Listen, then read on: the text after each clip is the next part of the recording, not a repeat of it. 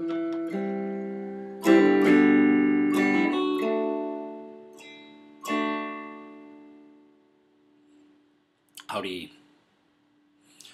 Greg Swann here. I am coming to you from selfadoration.com. I wrote a book called Man Alive, a survival manual for the human mind, and I do these videocasts, podcasts approximately weekly in order to try to reinforce some of the ideas that I like to talk about, all of which are based around the idea of self-adoration, around identifying yourself for what it really is and acting upon it accordingly. And that is definitely going to be what we're talking about today.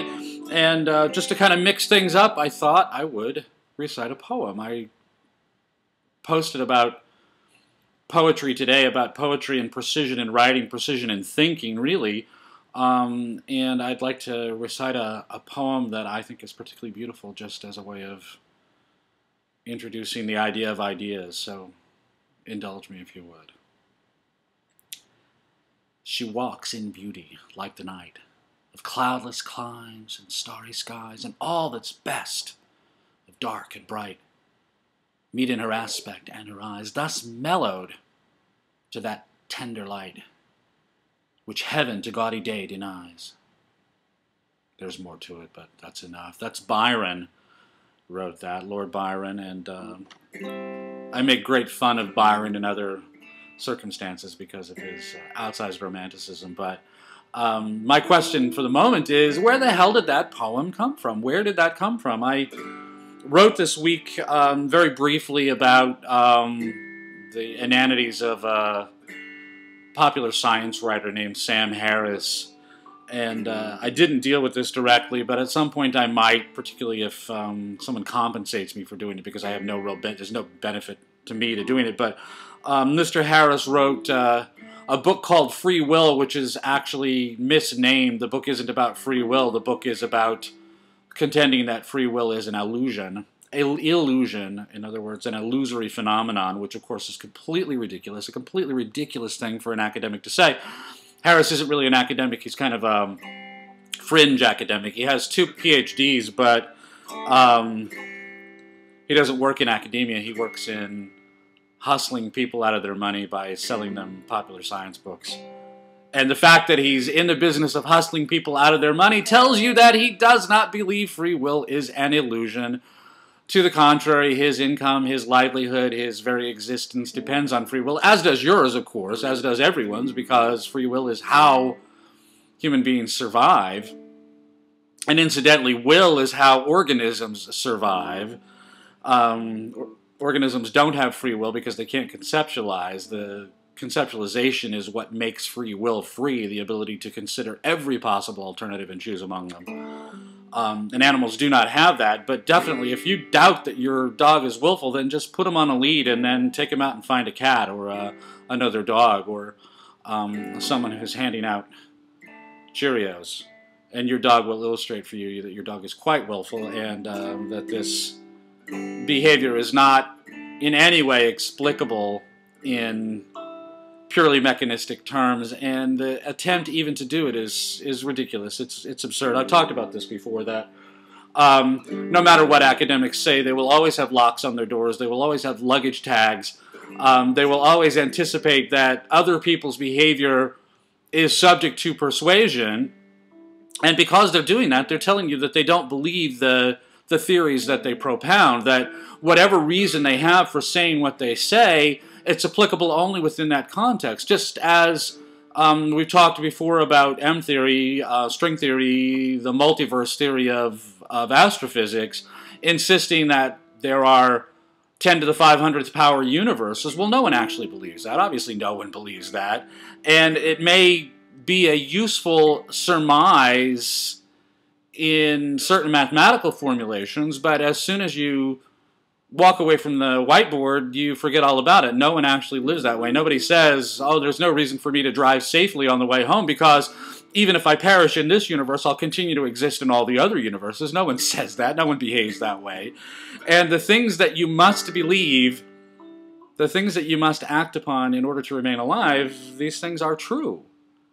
And it profits you nothing to dispute them, and it really damages you to dispute them. It damages you first because you're undermining your own mental functioning by insisting to yourself that there's another universe where you didn't betray your own values, that there's another universe where you didn't eat a whole chocolate cake in one sitting or something like that. But the other thing that happens is that over time, this kind of quibbling that you do in your mind, and the only way to do it is by quibbling constantly with yourself. The only way to even affect to pretend to make believe that you're sustaining that kind of a nonsense notion is by constantly quibbling with yourself, which obviously is a tremendous waste of mental energy, but it also will, in the long run, diminish your capacity to achieve beneficially efficacious results. You are basically chipping away at your mental function. You are destroying your mind incrementally, a little bit at a time, but over time that will have hugely consequential effects, and it's doubly insane. It's insane in the moment because you achieve less than you should while you're acting in the present moment, but it's insane in the long run also because you are deliberately diminishing your own capacity to pursue your values, which is your job. I mean, that is your job. Your job is to pursue your values. Your only job is to pursue your values. And what that means is that you need to identify what those values are and to organize them in the appropriate hierarchy, and then operate on that hierarchy in the right order, to pursue the things that matter to you most with the greatest energy, and to pursue the things that matter to you least with the least energy, and to do everything in proportion, to do it in the appropriate to apply the appropriate effort to that hierarchy.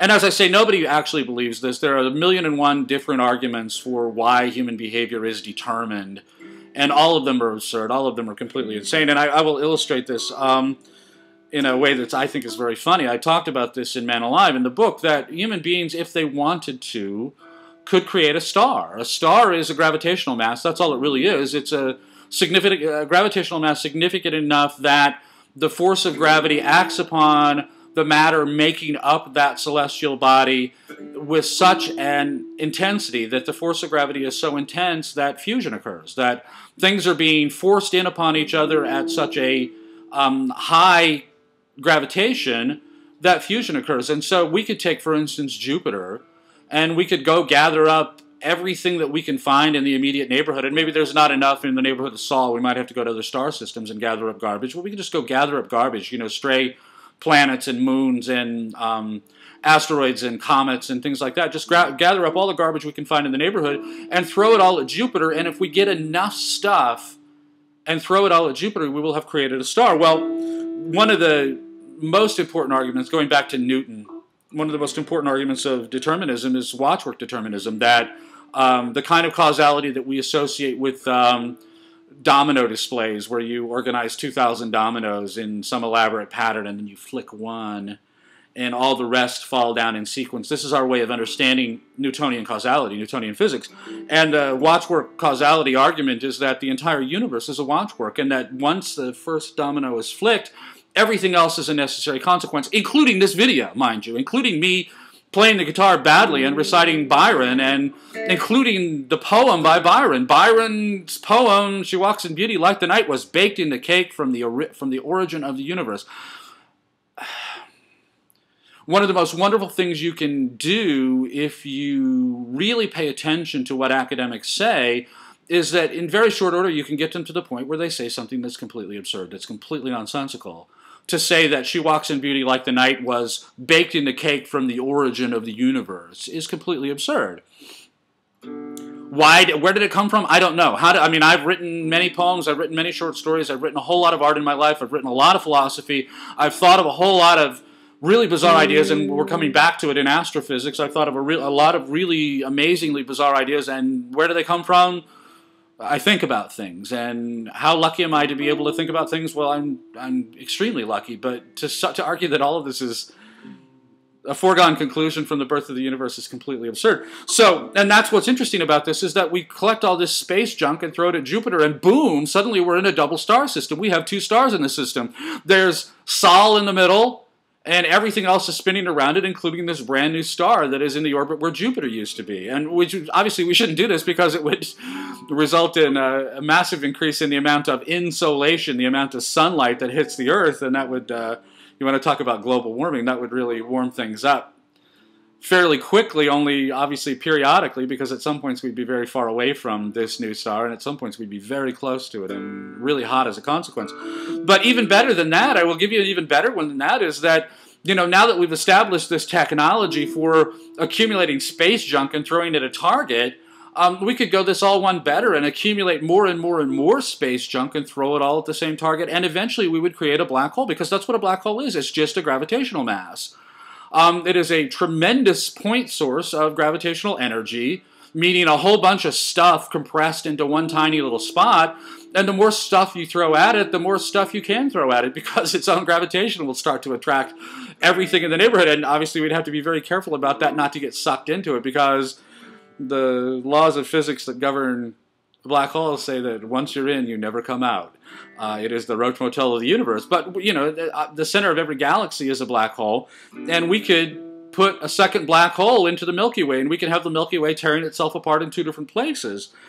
And once you get to that point, you understand that, plausibly, we could continue to throw stuff at this black hole, and obviously this black hole that we created is gonna attract stuff around it, and eventually it's going to attract other black holes, and the black holes are going to merge, and more black holes could merge, and if we could figure out some way to move black holes, it would be so much faster to accelerate this process, and we could actually get to a big collapse. I mean, this is the oscillating state theory of astrophysics, and I don't know if this is true or not, and nobody knows if this is true, because you'd have to live forever to figure out if it's true. But stipulating the oscillating state theory of astrophysics, which says that first there's a big bang and everything spreads out, and then the gravitational forces of all that stuff work on each individual atom of matter, each accumulation of matter, each planet, each star, each black hole, attracts all the other stuff, and it all attracts itself back down to a point source. And then the theory goes, then there's another big bang, and that the universe consists of this oscillating state. Big bangs, big collapses, big bangs, big collapses over and over and over again. Over tremendous amounts of time. Only measuring time in this context becomes completely meaningless, because we know this from relativity, that time is subjective, that time is something that only has meaning with respect to a particular point of observation in a plenum. And this is all just completely stupid. This is all ridiculous. This is all just academic masturbation. And it's interesting in that regard, and I'm not criticizing it in that regard. I mean, it is interesting in that regard, much in the same way that string theory is interesting in that regard. But it is only useful within the context of the formal system that you're talking about. Much as, you know, a squared plus b squared equals c squared, the Pythagorean theorem, this is useful in a plenum like ours, in a physical reality like the one that we live in, but a squared plus b squared equals c squared is false as soon as you're talking about interstellar distances. There are other equations that you can use to establish the hypotenuse of a right triangle, assuming that you're willing to even talk about right triangles in curved space. But it's all about formal systems. It's not really about reality. It's about the map. And the map is only useful to the extent that it is ontologically consonant, to the extent that it is consonant with actual reality. And in the sense that, you know, some neurophysicist can claim that, you know, he can... Well, you did this in junior high school when you dissected a frog. You poked with your probe at a particular place and you caused the frog's leg to go, go, go, go. You caused the motion in the frog's leg. And, you know, neurophysicists do this kind of thing, and they make, you know, incredibly outsized claims about what it is that they're doing. And, you know, if you can poke at a nerve and make a frog leg jump, 3 cheers for you. What I want you to do is to cause a poem to come into existence like She Walks in Beauty. And if you can't cause that, then you don't know what you're talking about. And it doesn't mean that you might not someday know what you're talking about, that, you know, someday far off in the distant future we might have some better understanding about where ideas, for instance, come from, and where complex human behavior, where choices come from. But you don't know that now, and making these claims is just absurd, particularly because you yourself do not conform your behavior to those idiot theories. Nor does, for the same reason that you don't insist that you can drive any which way you want on the way home because there are 10 to the 500th power other instances of you. You don't believe it. You don't act that way. And therefore the map that you're talking about is not ontologically consonant to the reality that you live in. It may be very useful as a formal system, much as the same way that the curved space geometry is useful in certain formal systems, but it's not at all useful when you're building a bookcase. And when you're building a bookcase and you want to build bracing to make sure that the bookcase doesn't wobble from left to right, then what do you use? A squared equals c squared, a squared plus c squared, a squared plus b squared equals c squared. You use the Pythagorean theorem. And to insist that that space is also curved, which of course it is, also curved by gravitational effects, to make that insistence is absurd, because the effect of the curvature is negligible, is nil, whereas using the Pythagorean theorem is ontologically consonant. It is consonant with the reality that you exist in right now. I wrote a post this week also about an article that was in the Wall Street Journal about cheating. This guy is writing a book about cheating, and he spent 13 years of his life or something like that studying cheating. And in order to make this book sell, he has to make claims about human behavior that I think are completely absurd. His claim is that there's really only one bad apple. We think that there's only one bad apple. We think that most people are basically honest. No, I don't think most people are basically honest. I don't know. If you do, I want to sell you a bridge in Brooklyn. I think most people are basically dishonest. And I don't mean that in a bad way at all. I don't think they're dishonest in any kind of venal way. I really don't. I think they're dishonest for stupid, inconsequential reasons. But they're dishonest most of the time. And the way that they're most fundamentally dishonest is that they're not being authentic in their behavior. They are deliberately portraying fake people virtually all the time. And I wrote about this a couple of weeks ago, and I'll put links to these posts when I put this video up. I will put links to the posts that I'm talking about. But I wrote about it actually quite a while ago, and I put it up on Self-Adoration a couple of weeks ago about this pantomime of fake people that people do all the time when they're around other people.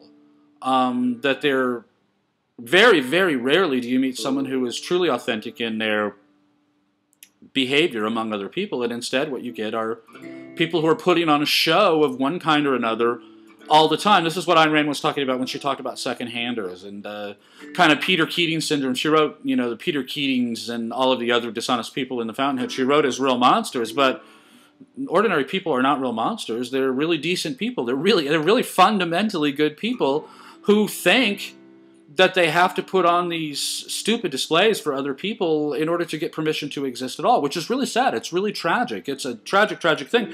And I'm at war with it. I mean, I'm openly at war with it all the time. It's what I'm doing. What I'm talking to you about right now is not doing that, is being completely honest about everything. Because what is your job? Your job is to pursue your own values.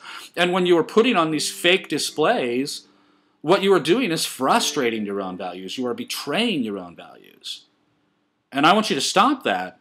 But I thought the article was really, really interesting, because if we stipulate that most people are engaged in casual cheating much of the time, if they're when they are in a circumstance where they can get away with lying or cheating or shading the truth, that they will, and again, not really for self-seeking, self-serving purposes, not for venal purposes, but to the contrary, for really self-frustrating purposes, as an expression of the will to self-destruction, as a will to self-loathing.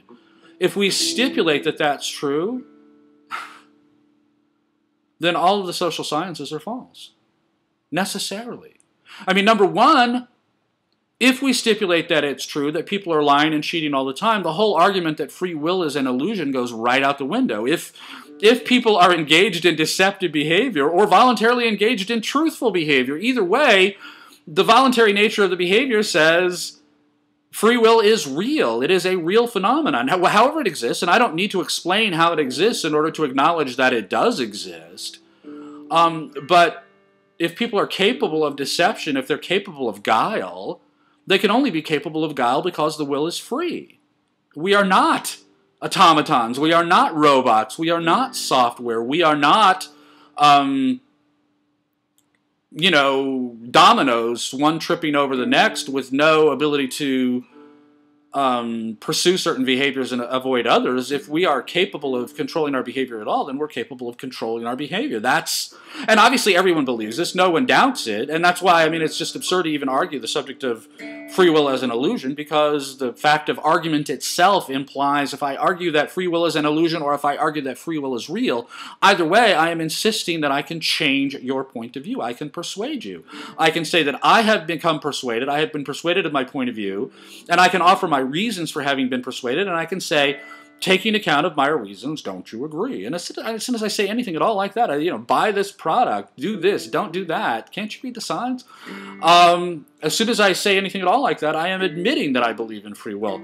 But if we stipulate that people are deceiving, engaged in various types of deceptive behavior much of the time, this again could only be because the will is free, and simultaneously we are admitting that the social sciences, which are almost entirely, I don't want to say 100%, but almost entirely based on testimony, on me asking you a question and writing down your answer, the social sciences have to be false. I mean, completely false. And this is not news to me. I believe the social sciences are false. I believe the social sciences are bullshit. What I'm talking now about is, psychology, sociology, etc., but even to a certain degree, economics. Economics, when it measures existential reality, can be useful, but why do people buy the things they buy? Well, Adam Smith says, to maximize utility. Whereas everyone in advertising, including Don Draper will be on TV later tonight, and Don Draper says, in order to feel better, in order to make yourself feel better. But all of this is completely bullshit because it's all based on documenting the behavior of people who are not being honest. And people who really are honest and really are thoughtful make very poor subjects for social science studies. I know this because I'm one of them. I mean, I really, really hate it when I look at a questionnaire. I can't fill out a questionnaire because I look at the 5 choices and none of them are appropriate. None of them are true. And if I'm lucky enough to have someone to turn to say, hey, what about this? This question doesn't make any sense to me. This has nothing to do with my life. You've got A through G, and I need to pick option N. And sometimes you'll get practical people, and they'll say, oh, well, most people, when they hit that snag, do this. Or why don't you just fill in that? And when you get people who are deeply, deeply invested in the idea of the social sciences, then they just get pissed off, and they throw you out of the study. And I can't tell you how many different questionnaire-type social science studies I've been thrown out of because I question everything. And as soon as you start to question the premises, you're done.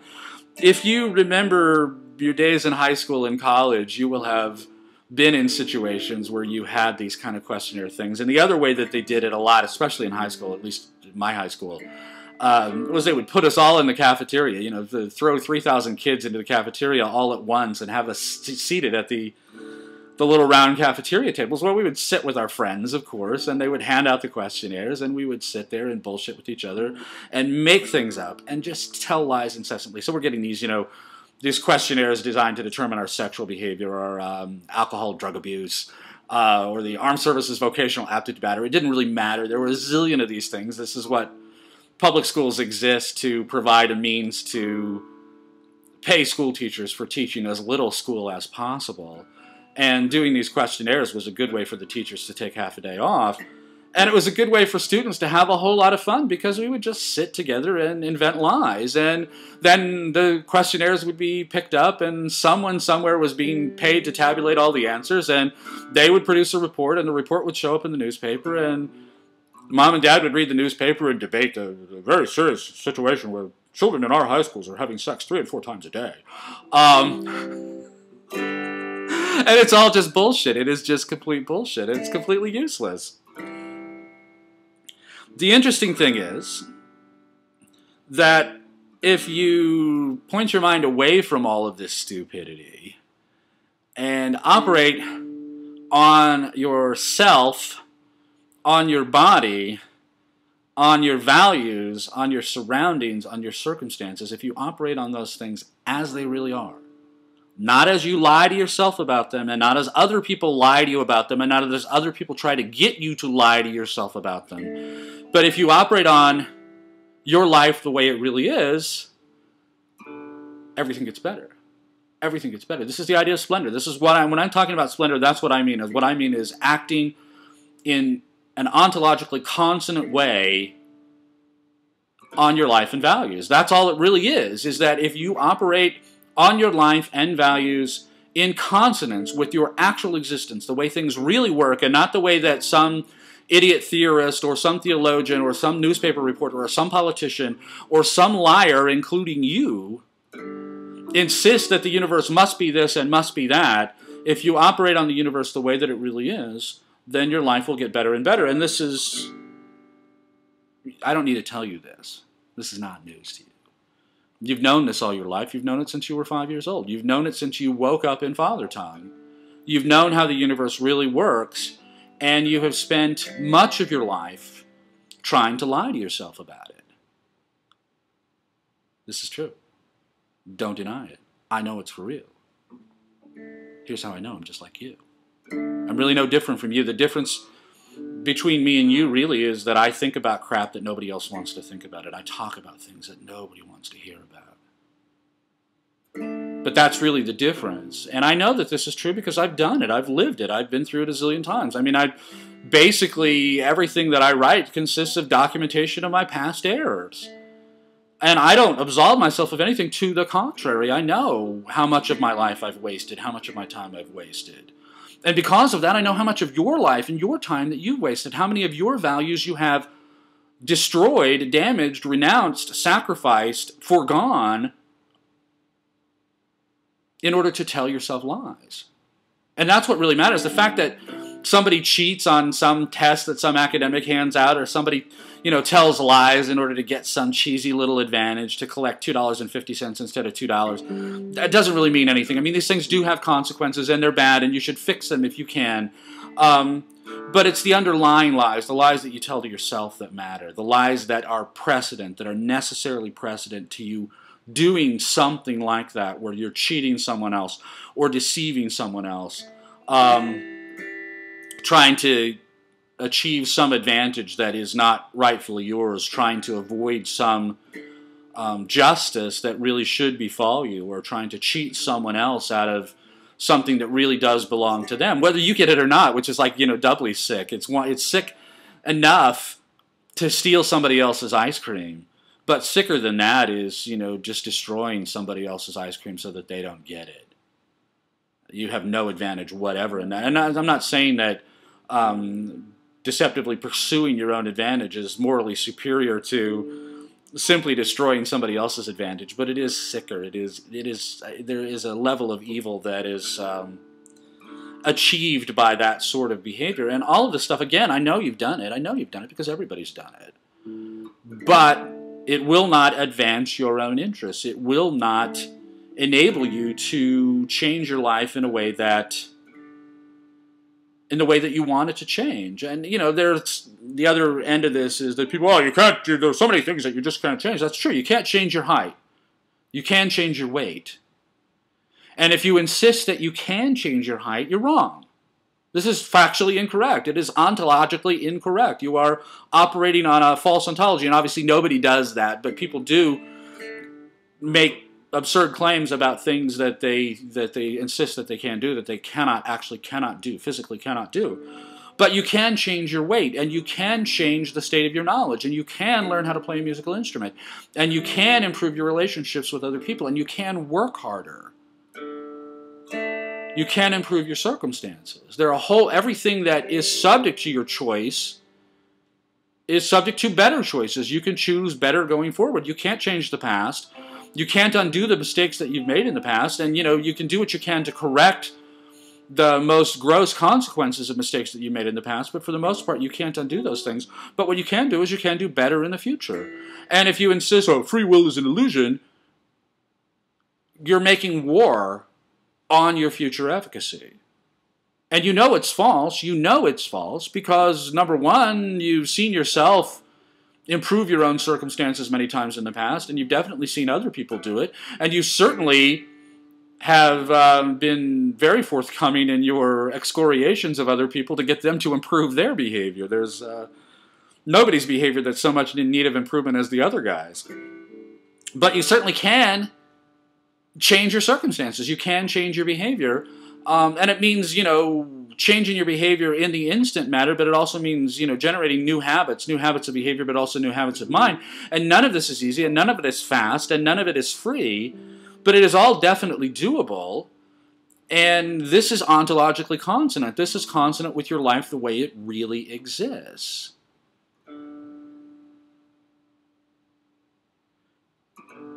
And if you do it, and if you follow through on it, your life will get better. It will get better. And if you argue to the contrary, that, there's nothing I can do, it's all baked in the cake, it doesn't really matter which idiot argument you use for this, because they're all idiot arguments. But it doesn't matter at all which one of those you pick. If you insist that that's true, it won't be true. You will not cause it to be true by your insistence, but in the long run, you will do enduring damage to your efficacy. You will waste your time, you will waste your mental energy making this insistence over and over and over again, because the only way you can sustain a falsehood in your mind is by repeating it over and over and over and over again. And every time your mind takes account of real-world evidence and suggests introspectively that the proposition that you're attempting to uphold might be false, then you have to shout it down. You have to argue again and again and again and again. And if you listen to your introspective consciousness, if you listen to this interior dialogue, and you find yourself saying the same things over and over and over again, this is cognitive dissonance in action. This is how you can observe it in reality. I can't see it directly. I mean, I can see it in your face in the long run, because it will write itself on your face, and I will see it. But I can't see it while it's happening. But you can see it introspectively while it's happening. And now that I've identified it for you, I'm going to drive you nuts for the rest of your life. Every time you find yourself doing that. Why do I have to watch this? Why don't you watch it? All the crap that you do, these interior arguments, these introspective arguments that you have to repeat over and over and over and over again in your mind. Every time that happens, you're going to remember this.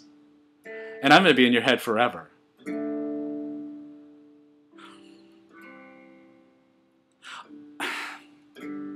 I don't love that, and I don't hate it. It's just the way the world works. This, again, is ontologically consonant. This is the way our minds work. And I can get in your head and stay there because I think about things that nobody wants to think about, and I say things that nobody wants to hear.